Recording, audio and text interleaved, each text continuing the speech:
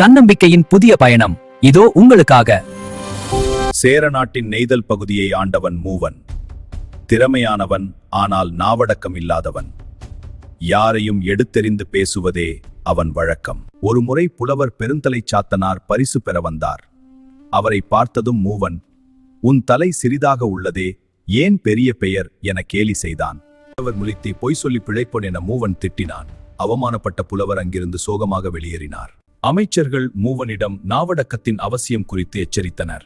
ஆனால் நானே சிறந்தவன். அவர்களின் பேச்சை அவன் அலட்சியம் செய்தான். தேவையில்லை, நான் சிறந்தவன். 3 ஆண்டுகள் கப்பம் கட்டாத மூவனிடம் பேச தூதுவன் வந்தான். சேர மன்னன் கணைக்கால் இரும்போரையின் சாலை, இந்த இழித்துமனை உள்ள கப்பத்தை இப்போது போ, இல்லையால் உன் பற்களை தட்டிவிடு. செய்தி அறிந்த சேர மன்னன் இரும்புரை கோபமுற்றார். நாவடக்கம் இல்லாத மூவனின் முன்பர்களை பிடி வாருங்கள் என தளபதிக்கு ஆணையிட்டார். மூவன் நிலை தடுமாறி விழுகிறான். மூவனின் ஆணவம் அவனை வீழ்த்தியது.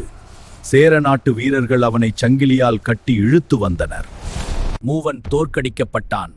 அவன் முன்பற்கள் பிடுங்கப்பட்டு சொன்னது போலவே தொண்டிக்கோட்டை கதவுகளில் ஆணியால் அடிக்கப்பட்டன.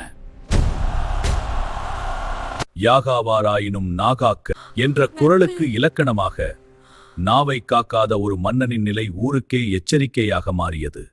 குழந்தைகளே, நாவடக்கம் மிக முக்கியம். கசப்பான சொற்கள் அழிவை தரும். இனிய சொற்களே வாழ்வை அழகாக்கும். நாவை காப்போம். இணைந்திருங்கள், சாதிப்போம்.